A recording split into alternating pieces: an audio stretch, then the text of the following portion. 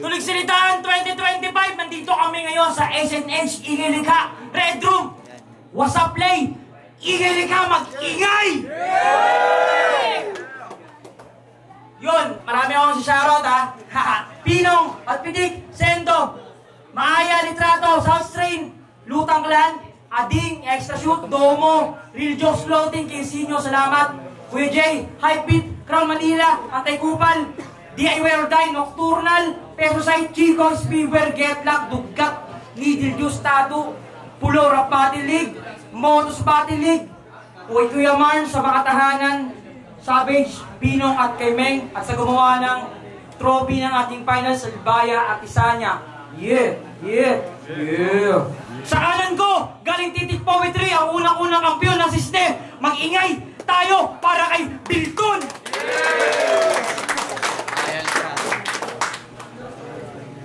Sa kaliwa ko, galing Ingilika at Lutang Clan, mag-ingay tayo lahat para kay Sunog!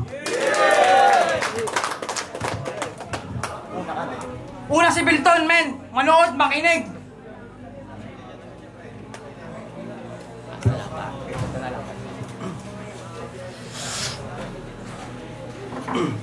Tigilan niyo yung kakalaro ng apoy. Tigilan niyo yung kakalaro ng apoy. Malimit paalala ng biyudong ama. 3 anak ang naiwan sa kanya, pero parang kasabay niya ring mabulok sa hukay katabi ng asawa. At katabi ng asawa, nilalamutak ng lupa ang alaala, nilalantakan ng uod ang ligaya.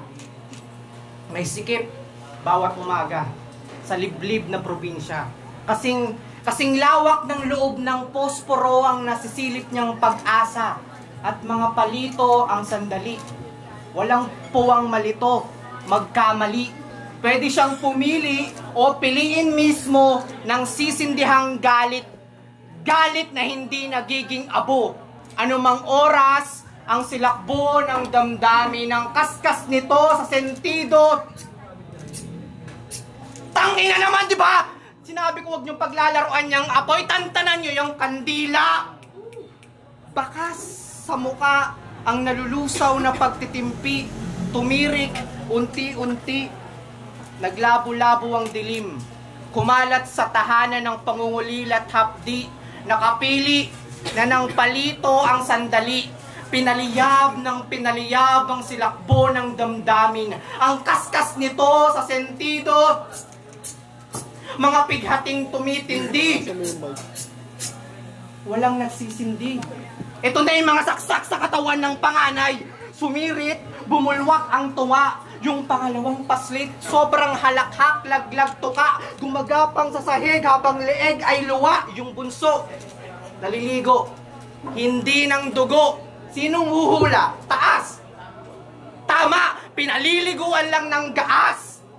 Sa puntong yon, sa wakas, hinding-hindi na sila malulumbay. Napapayag na nila ang kanilang ama na maglaro sila ng apoy na walang humpay. Pagkatapos, pinamalas ng sunog, puspos ng kanyang husay, mang-aliw ng mga musmos, bigyang pugay. Time! Yeah! Sunog! Check. Alagwa ang kanyang ngalan na tangan-tangan. Kung sumulat talaga, akala mo ay walang hangganan. Kuripot ka nga sa iyong mga sinusulat at di mo ako napabilid. Si Bito na'y takot maubusan, sa pag-alagwa naman ay maubusan to ng lubid.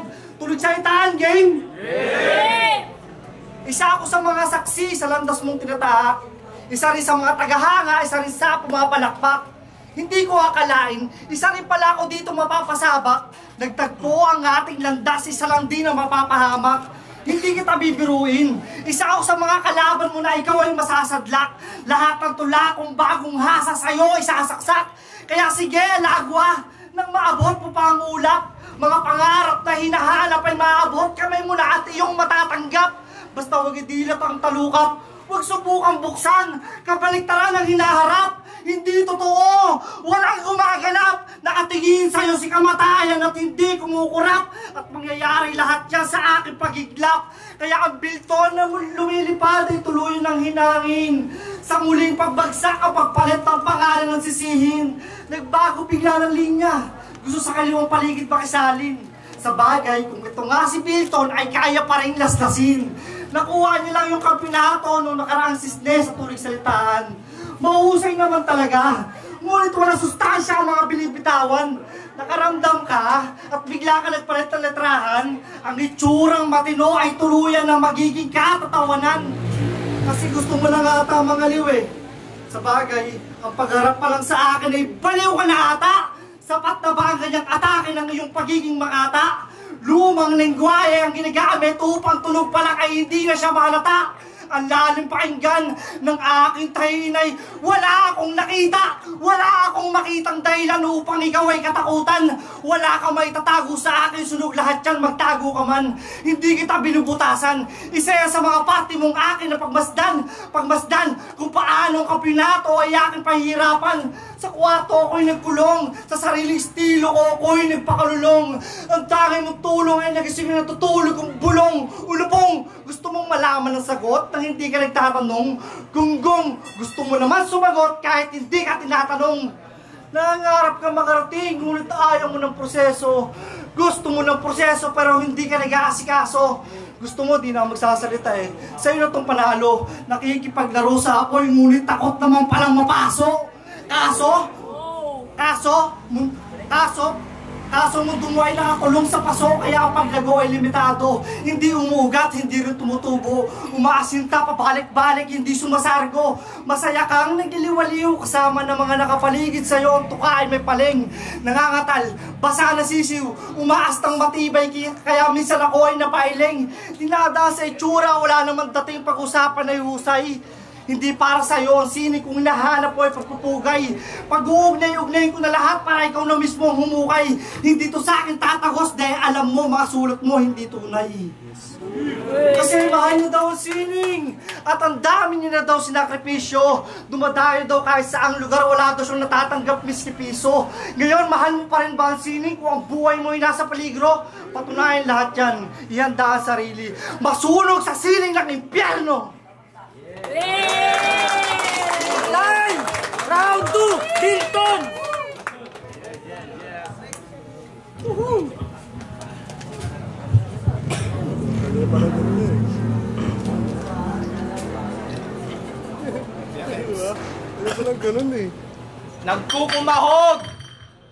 Nagkukumahog ang kalabog ng ambulansya sa kalsada. Kumaripas din ang kabog ng dibdib niya habang nasa kusina ng panaderya na nagpagising ng kanyang diwang nakasalampak sa lamesa. Kinukondisyon para sa operasyon bilang isang yarina. Pero hindi makapalag ang katawang lupaypay. Nakahiga siya tinitiis sa mga kabatpawis na lumapot. Ang tagapaglitis, pumasok. Sinuri, inusisa, mabuti ang lagay, walang sira, malinis, handa na sa hatol ng kamay. Nag-umpisa na nga ang pagmasa ng layunin, prinsipyo at panlasa. Siya'y nilamas muna, sabay dinukot ang bituka, binalik, hinugot, dinikit ang mga braso't paa, tinusok ang mata, dila, tinuhog, hinila, utak, piniga, ang ulo, hinatak, pinugot, tanggal muka, pinulot, nilatag, sinampal ang tula. Inikot-ikot ang balakang, pinihit, pinitpit, tinadtad sa tadyang, pinukpok sa bayag, sinapok, pinagpag sa lapag, ang tapang, magaspang, ginulungan ng pag-uusig. Minasa paulit-ulit hanggang pananaway kuminis. Pinahinga, pinaalsa ang kalooban. Sa kasinalya, niluto sa pugon ng katotohanan. Nang magkamalay, hindi bilang isang tinapay. Hindi na rin siya sakay ng kaninang di magkanda-ugaga sa pagwangwang. Narito, sa entablado naman nakasalang. Ay. Time! Sunog! Pangalawa!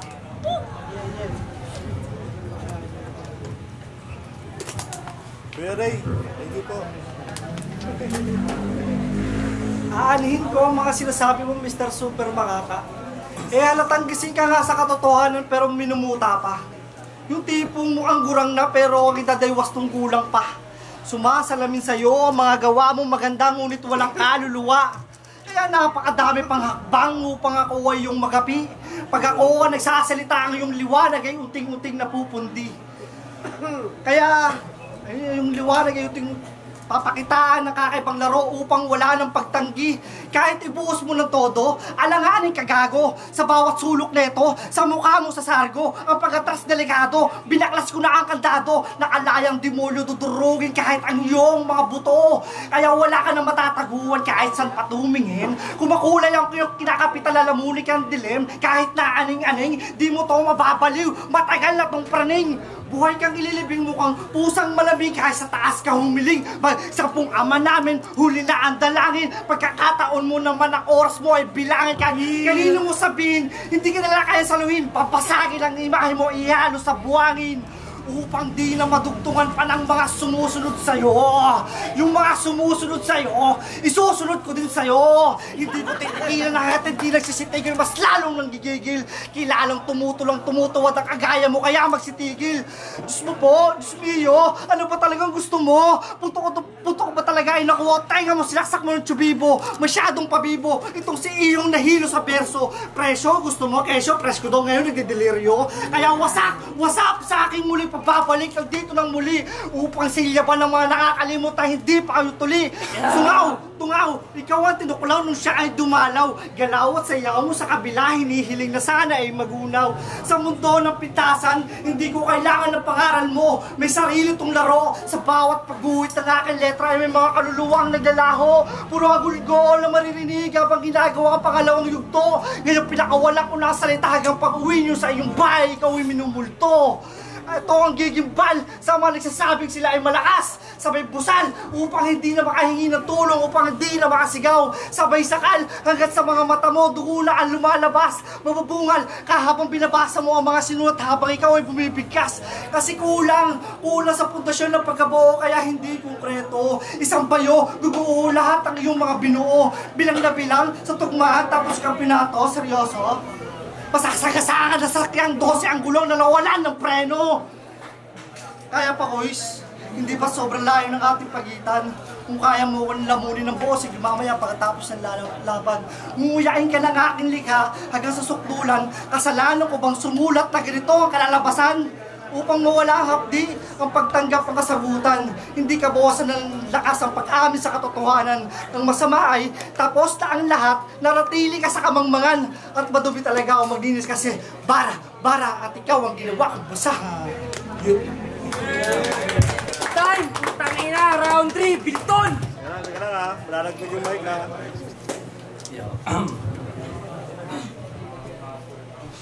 Tapos na kwento pampatulog. Ganyang hikab, pinipikit yan. Mga naiinip abang sa pinaling kasunod. Ayun dat pinakikinggan at pinapanood. Ngayon, ano ba nga kung pahinga nyo mas tinitimbang? Di naman ako papatay ng sunog, ako pagagatong magsisindi dyan. Nang magningas, tumikas, pasiklaban mo mga ganang lumipas, daan ng dumilat, sa mga talatang puro paratang bumigkas, huwag kang umiwas. Isa ka sa tumubong bangungot na bubungkal ng bagong bubong para sa nais lumikas at tumulong tumugon sa mga bubugsong bugtong mabububog ka sa pagkalkal, magmamaktol sa sugat na kumakapal, ngunit lalong lumulubog ang sakit pag palaging nangangatal.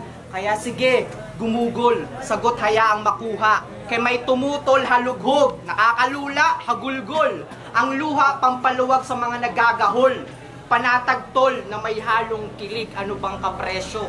Pag nasa linya ka nang hindi mo pinilit na pwesto, kumukonekta sa matuwid mula sa walang kinanti, malabong matulikos ang dumadaloy ang hindi hiningi.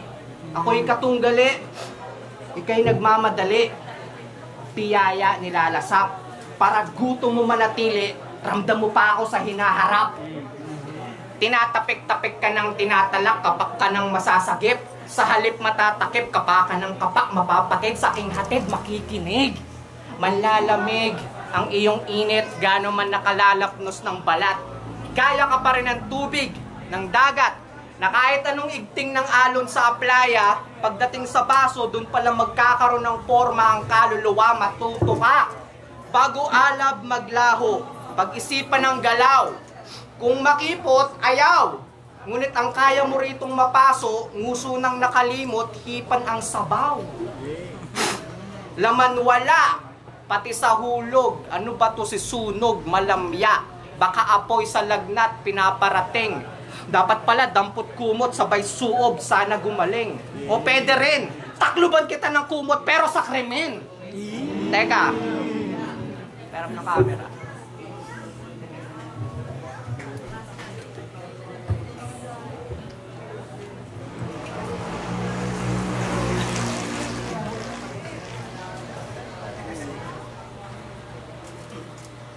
Lagi yung mukha namin. Pasensya. Hindi to pagkuha ng litrato ng bangkay at mga ebidensya. Sumipat lang ng ibang anggulo, baka may mapupulot pa. Kaso ganito rin ata pakiramdam ni Ma'am Ninya, nabubugnot na. Tuwing pinipitikan mga makatang, hindi mailarawan anong dulot nila. Aba, matulog ka na. Time! Yeah! Round 3, sunog! Gising pa.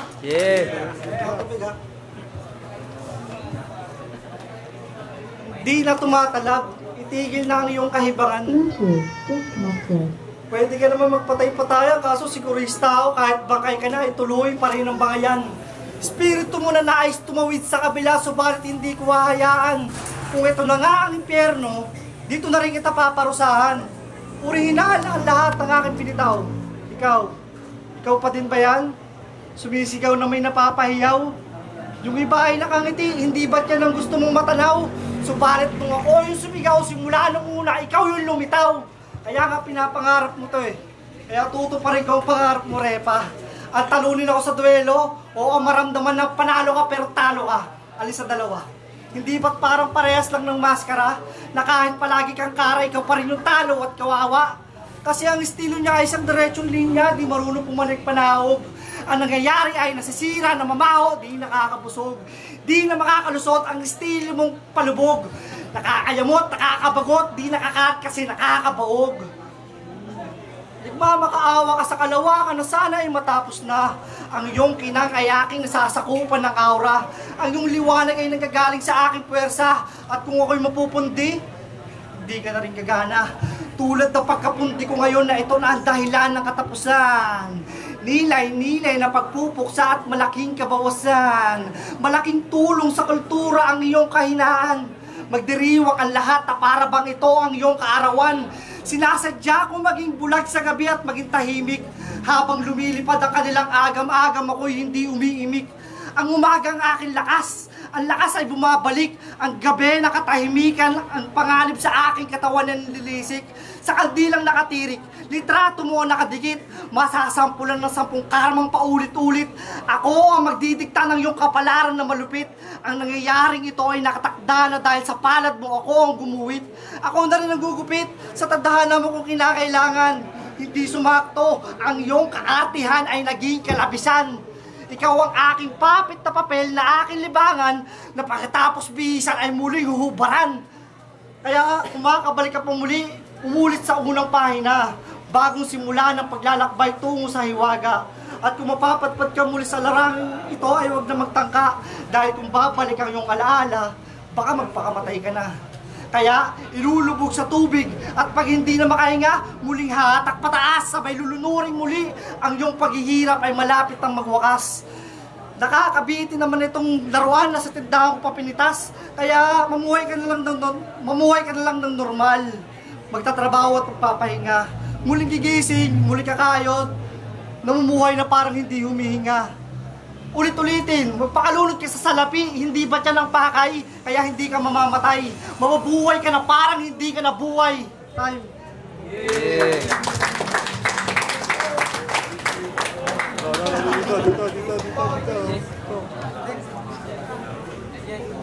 Dito. Man, tuloy salitaan! Putangin na tol, magingay tayo para sa laban na yun. On the spot, judges, bahala kayo. Harap niyo yung mga mukha niyo. Hoy. Walang islaman eh. Ay, mukha. Sige na ako na. Kay Bilton na Lagwa at saka kay Sunog. Woo! Tulig salitaan yun, joke. Game, round 1 na round 2. Para sa akin ang binoto ko si Sunog. Pero unahin ko na yung round 3. Round 3 ni Bilton. Men, nandun yung pinakamabigat niya na punchline. Kahit sa rhyming, nandun. Tapos yung mensahe na gusto niya iparating, natanggap ko talaga ba. Round 3, binigyan ko kay Bilton. Tapos sa round 1 na round 2, alos parehas lang naman yung puntong gusto nilang sabihin. Parehas lang din sa rhyming yung round 1 na round 2 nila. Pero siguro yung round 1 na round 2 lang ni Bilton, masyadong yung flow niya lang o yung deliver niya lang ay naging mula una hanggang dulo. Ganun lang, kaya sa cadence lang medyo lumamang sa cadence. Parang mas naramdaman ko yung rap sa round 1 na round 2 ni Bilton. Ay ni Sunog, kaya round 1 na round 2 Sunog. Tapos round 3, Bilton show ko. Okay. Sarap, battle ako next. Round 1, Sunog versus Bilton. Binoto ko sa round 1, tsaka round 2 si Sunog. Pero props pa din kay champion natin yun, si Bilton syempre. Yung round 3 niya, napakalakas din yun. Pero yung round 1, round 2, kasi entrada pa lang yung Sunog, talagang nangagal. Si Bilton, parang akit pa lang yung niya, yung sa round 3. Tapos parang medyo maiksi pa yung mga rounds niya, round 1. Kaya binigay ko yung boto kay Sunog. 1-2 Sunog, round 3 Bilton. Yeah, DOC Rapture Up Battle South Australia, diba Keep Up Movement, Doc, Beats, Night Doc, DNA, Project DXK. Round 1, sobrang nagustuhan ko yung yung piyesa ni Bilton. Hindi siya dapat doon pero nilagay niya doon eh. Ibang klase yung apoy, pareho maliyab, magkaiba ng kulay. Para sa round 1 Bilton. Round 2, nanaig si Sunog para sa akin. Pero hindi ko hindi ko iniisang tabi yung parehong pinakita nila. Parehas silang mahusay, parehas silang malakas yan. 1 and 2 at 3. Para sa akin, ayon lang to sa napanood ko at napakinggan ko. Pero para sa akin, round 1 Bilton, round 2 Sunog, round 3 Bilton. Pareho silang makulay, pero mas matingkad yung pagkakakulay ni Bilton para sa akin. Yun lang, napanood ko at para sa akin, Bilton. Meng, binoto ko si Bilton. Round 1 kay Sunog, 2-3 si Bilton. Bakit? Medyo extreme yung battle, parehas ng material. Nagkaiba lang kasi rediversion ng image yung kay Bilton. Round 2, masa some shit, ang punchline. Next naman kang Salang, parang pinaka-image kasi nun. si Sunog. So may worst part, pagkatapos niya isa lang, dito ka naman nakasalang sa battle rap. Yun yung pinaka-essence ng round 2 talaga ni Bilton eh. Tapos round 3, yun, kasi si Sunog, parang di siya nag-escalate. Same. Round 1 to 3, same siya. So, si Bilton, medyo nag-approach siya, kaya sabi ko extreme yung battle. So, round 3, si Bilton, doon na siya nag-battle mode. Round 1, nag-Sakoy, 3, round 2, rediversion ng image. Round 3, battle rap, pero nandun pa rin yung approach yung Tariliang style. Kaya, 1, Sunog, 2, 3, Bilton. All 2, sino pa 5 judge? Ayun, Ayun, hindi ko alam bakit ako kinuha ang judge ni Meng. Nagkakasado lang dapat ako. Pwede pa cut yun. Ulit na lang. Ayun, nauna bumanat si Bilton. Parang gusto nilang parehas saktan yung isa't isa pero hindi nila gustong sabihin ng direkta. Samantalang si Sunog medyo mas payak yung pagpili niya ng mga salita. Kaso, medyo nakukulangan ako siguro sa performance. May mga pag-stutter si Sunog na maliliit lang naman kumpara sa mas malinis na pagbitaw ni Bilton. So, ayun, hindi na ako nag-judge ng per round. Sobrang mahirap yung palitan nila pero kay Bilton ako. Damn! Okay ng ina. Ang boto ng hurado, 3-2. Mag-ingay tayo lahat para kay Bilton. Shoutout, tangina mo Sunog.